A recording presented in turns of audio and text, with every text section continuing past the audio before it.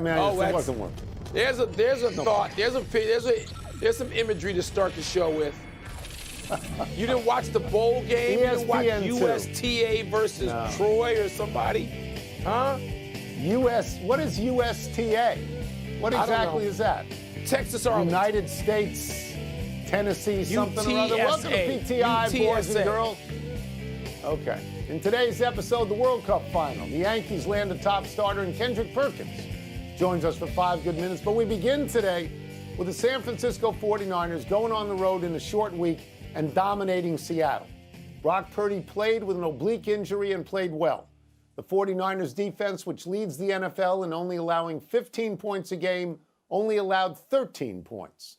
The 49ers, now down to their third-string quarterback, have clinched the division. Kyle Shanahan called Purdy, and I'm quoting here, the most poised rookie I've ever had. Wilbon, what do you call him? Well, I don't need to put a label on him after 2 games, but, he started 2 and he's won 2.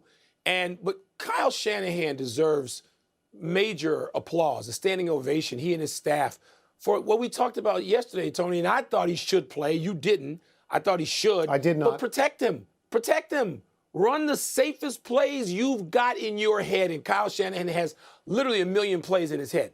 So protect him. Run the ball, have quick hitters. You're not going to have 7-step drops and him loading up to throw it 50 yards down the field. You don't need that. And the 49ers can win with that defense and Purdy playing this way. I'll tell you what he is. He's encouraging. I mean, he's not throwing the ball, putting it in places where receivers are cringing. Jerry Rice once told me about that. He said, you don't want to play when you're a receiver and you're running difficult and dangerous routes. You don't want the ball here.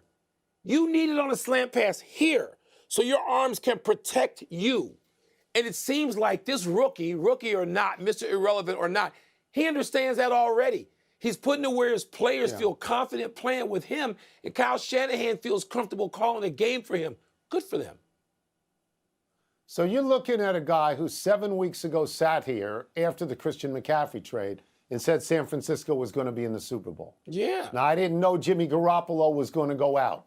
But Brock Purdy, in a small sample so far, has looked as good, if not better, than Jimmy Garoppolo. And I don't want to get carried away, Mike, but there was a play last night.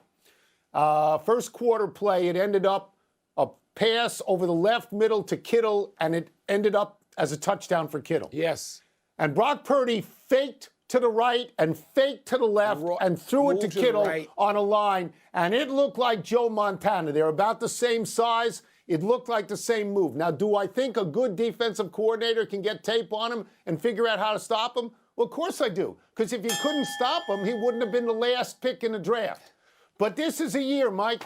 This is a year where we have looked at backup quarterbacks like Zappi and Mike White and Taylor Heineke and Cooper Rush, and now a backup, and that's honestly what Baker Mayfield is, looking for, resurrection this year. I'm not betting against this kid. I'm not betting against this kid. Not at this point. From what we've seen, Tony, there's no reason to do that. The World Cup final starts and finishes before NFL action begins Sunday morning. We've got Lionel Messi in Argentina against Kylian Mbappe in France. Tony, what would the bigger storyline be to you? Messi winning his first cup or France winning its second straight? So I've actually thought about this, and I'm sure you have too, because we were sports writers for many years in our lives. And when you're a sports writer and you go to a big event, you ask yourself, sometimes I used to ask myself out loud because I'm rather crazy, what is the best outcome for the column? Who is going to be the biggest star here? And the answer 100% is Messi.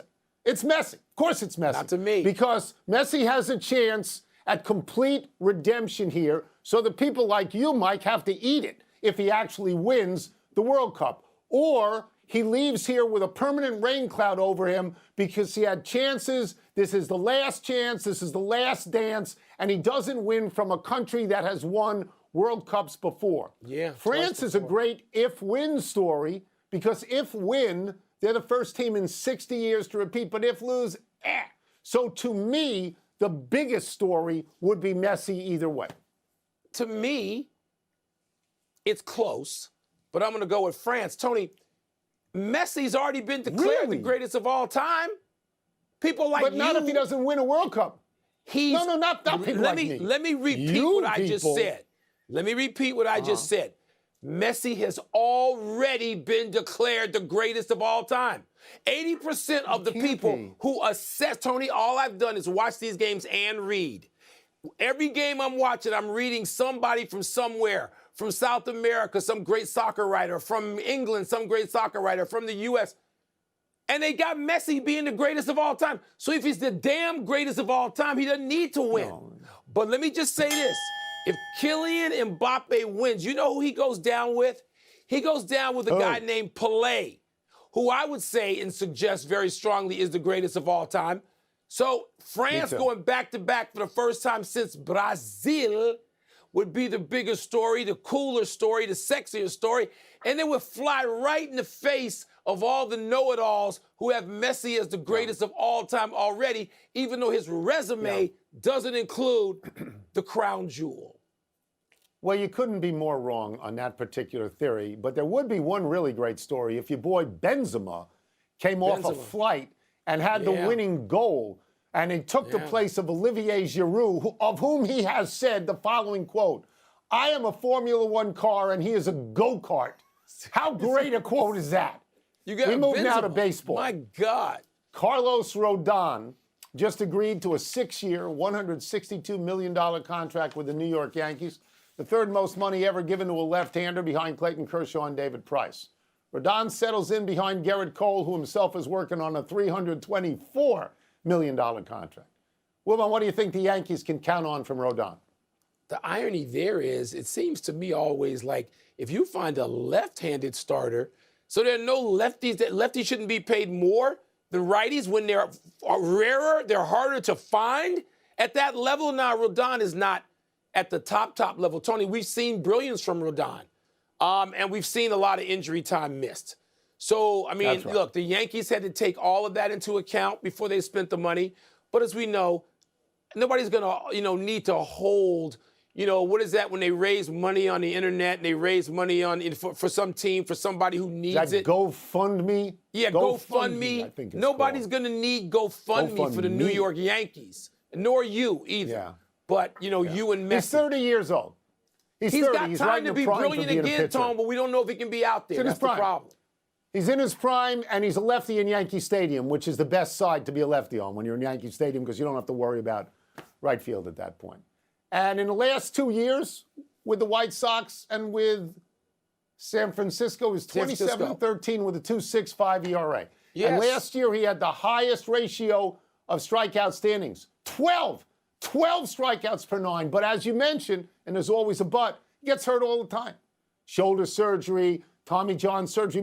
He might be a great pitcher, but the White Sox and the Giants let him go in the last 2 years after 2 good years. And he had 30 starts last year for the first time. Look, the most fragile thing in a baseball team is a starting pitcher's arm. And if you ask me how I know that, I give you 2 words, Steven Strasburg. I mean, Chris Sale hasn't come back yet. Justin Verlander comes back, wins a Cy Young from Tommy John. Jacob deGrom is day to day, every single day. Case. You don't know.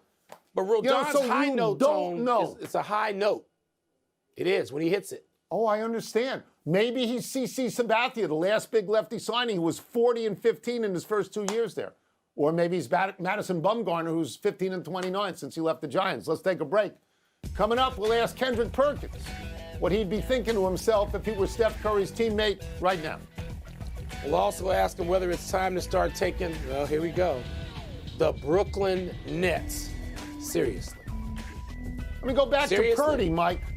Mistakes are made. Tom Brady was a 6th-round pick. Yeah. Johnny Unitas, a 9th-round pick cut in training camp. Mistakes are made here and Johnny there. Unitas was much later than that, 19th round. 19th, not 9th.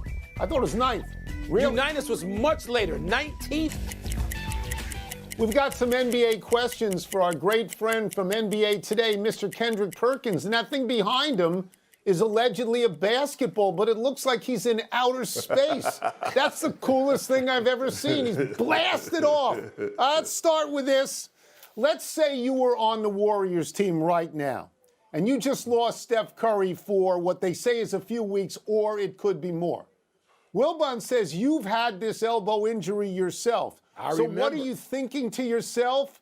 What are you thinking to yourself, and what are you saying to your teammates? Yeah, shoulder, I'm sorry. What are you saying to your teammates, and what are you saying to the media? Well, you know what? I mean, to my teammates, I'm saying this is a time for us to even come together even more. And like everybody start to realize or point the finger and say, you know what? Jordan Poole needs to step up. No, Andrew Wiggins needs to step up. No, Draymond Green needs to step up. Like, no, everybody needs to come together collectively and elevate their game. That's how you get it done when one of your superstars is out, right? You go out there, you compete hard. Steve Kerr got to do a great job of putting guys in position to be successful. And that's how you're going to overcome this. Going to overcome this with togetherness, playing with effort on the defensive end, getting those numbers back up because they rock bottom right now. So if you're the Warriors, don't blame one person or look for one person to elevate their game. They got to do it as a team. We'll move to something else that I know you were big on last year. You were like the first guy on the Grizzlies. They crushed the Bucks last night, as you know, by 41 points, a game ahead of the Pelicans in the West. Pelicans or Grizzlies? It's a new year. Which one of those two do you think has the edge right now? Can they win the West, either one of them?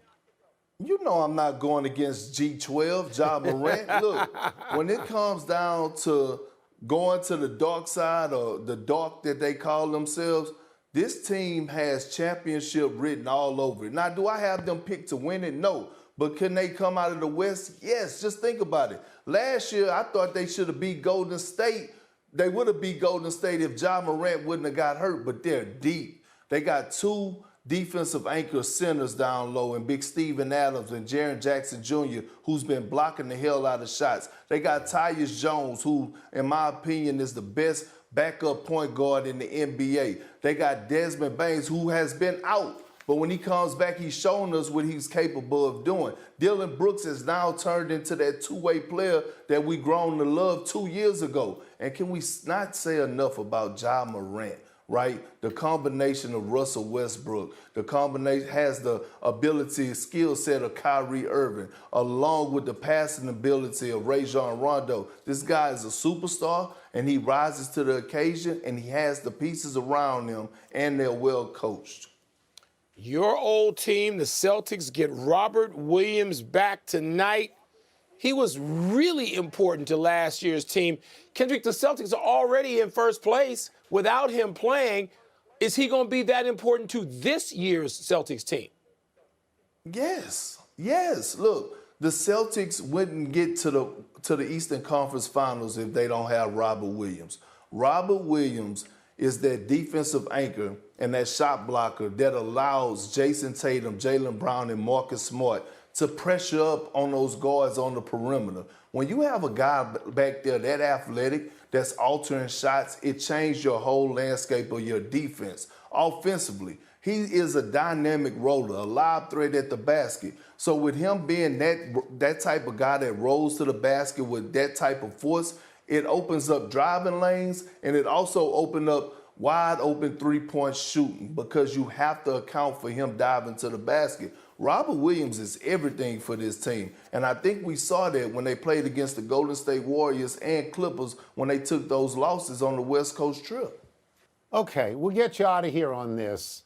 I get really tired of talking about the Lakers, and I get really tired of talking about the Nets. But the Nets have won 4 in a row and 8 out of 10. Have they actually convinced you that they are together now and they're a real team? Well, I got to straddle the fence on this one, Tony, because they have and they haven't, right? I look at Jock Vaughn and the hell of a job he has done, you know, holding them accountable. And I'm watching those guys scramble around defensively and sharing the ball on the offensive end. But then they haven't, because they really haven't beat anybody, right? And when I say beat anybody, I'm looking at the top tier teams. That's who I measure the Brooklyn Nets against. So I can't just jump on their wave and say, oh, they have figured it out. They arrived. They're ready for the moment. I can't say that. But what I will say is they're taking baby steps, because where they were about a month ago we didn't know what was about to happen. So I got to give a lot of credit to where they at now, but I'm not about to jump on the fence and say that they arrived. Good, because I'm tired of talking about them and the Lakers. Thank you, Perk, as always. Thank you. Me too. Appreciate you. Appreciate y'all, legends. Thank y'all for having me. Let's take one last break. Still to come, the Jets decide who'll be starting at quarterback against the Lions on Sunday. And how would a foot or two of snow impact the Dolphins' chance of winning in Buffalo tomorrow? They got 7 feet about a month ago. They're going to get between a foot and 2 feet now. My God, you used to live real close to that. You were really in but that. we were not in. Yeah, no, we were not in the snow belt in Binghamton. No, not like. Happy time, people. Happy 30th birthday tomorrow, Buddy Hield. Hield was the Wooden Award winner at Oklahoma in 2016 as the best player in college, taken number 6 overall by New Orleans in the draft, but traded to Sacramento during his rookie year. After 6 seasons in Sacramento, Hield was traded to Indiana, where he's averaging 18 points a game. Hield is a career 39% shooter from 3. All summer long, Hield was a subject of speculation that he would wind up with the Lakers because he's exactly what the Lakers need, a guard who can shoot, unlike what they have now in Russell Westbrook. Because that made so much sense, it didn't happen. Indiana is better this season with Hield, and the Lakers are worse without him. Yeah, Tone, true, but the trade could still happen. Weird things happen, particularly with the Lakers. They have not wanted to give up one of those 2 first-round draft picks, I think years 27 and 29, included in some package that Indiana or anybody else will want back.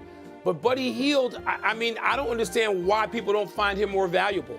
I still really like Buddy Hield, and the Lakers ought to like him too. They don't want to give up a first-round pick in 2029? Happy anniversary, 72 Dolphins. On this day 50 years ago, the Dolphins beat the Baltimore Colts to finish the regular season 14-0. Dolphins went on to win 3 playoff games, including a 14-7 win over Washington in the Super Bowl to wrap up the only perfect season in NFL history. Every year since, the surviving Dolphins toast the team that beats the last unbeaten team. This year was Washington beating Philadelphia to make the Eagles 8-1, and Larry Zonka posted a picture of himself raising a glass. The longest the Dolphins had to wait was 2007, when the Patriots were 16-0 in the regular season and got to 18-0 in the playoffs going into the Super Bowl, where they were undone by the Giants and David Tyree cradling the ball to his helmet. Yeah, Tony, I had hopes, of course, through about week 11 or 12 that the 85 Chicago Bears would force the Dolphins never to have that champagne toast. Let me ask you this real quickly. Who's your favorite member of the 72 unbeaten Dolphins? Might be Bonaconte. Might be him or Zonka. Paul Might Warfield for me, I think, but Bonaconte's way up there. Okay. Happy trails to Mike White playing on Sunday. Jets team doctors won't clear White for contact ahead of Sunday's game against the Lions. So Zach Wilson will get the start. Wilson was benched for White a few weeks ago after Wilson had a particularly lousy game against New England and then declined to take any responsibility for it, not earning him any friends in the Jets locker room. To that point, Wilson had completed a league-worst 55.6% of his passes, 4 touchdowns, 5 interceptions. Jets coach Robert Saleh always maintained that Wilson, the overall number 2 pick in the draft a year ago, would get another chance, and now with White's ribs hurting, he is getting it. Speaking of Wilson's, Russell Wilson is going to be out as well this week, Tony. The Jets quarterback drama, I got to tell you, I understand why that would matter to you and my dear friend Greeny, since you two are Jets people going back to your birth. But for the rest of us, enough. A melancholy trails to Louis Orr, who was part of Jim Boeheim's first great recruiting class at Syracuse, has died at 64. Orr and Roosevelt Bowie were known as the Louis and Bowie Show, and together they pushed Syracuse to national prominence. Orr went on to play 8 years in the NBA, mostly with the Knicks. After that, he was the head coach at Siena, Seton Hall, and Bowling Green, twice making the NCAA tournament. Jim Boeheim told Syracuse.com, quote, "It's a real hard one. It's really difficult. He was really one of the best of all of us," unquote. Tony, a really good coach, a really good guy, it seemed. The few times I was around him and I liked listening to him, and I can only imagine how difficult this is for Jim Boeheim, who I'm sure, like you, I thought of immediately. One correction, Johnny Unitas was indeed a 9th-round pick, not a 19th-round pick. Where did I get 19 that? rounds. Where did I get baseball. the 19th round? Who knows? 19th nervous breakdown. Let's go to the big finish. Let's do it. Brittany Griner says she intends to play for the Mercury this season. Your thoughts? There's only one thought. Great. Can't wait to see her playing. I mean, that returns her to some normalcy in a life that has had so much drama and trouble. Good for her. Good for the league. Good for the rest of us. Dolphins and Bills tomorrow night. Who you got? I got the Bills. It's going to be 2 feet of snow. Everybody but Chuck Todd's got the Bills. Men's college hoops tomorrow. Number 5, Houston, and number 2, Virginia. Who do you favor?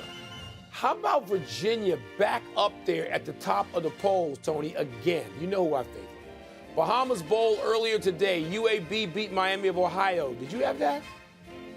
No, I didn't have that. I didn't know there was a bowl game.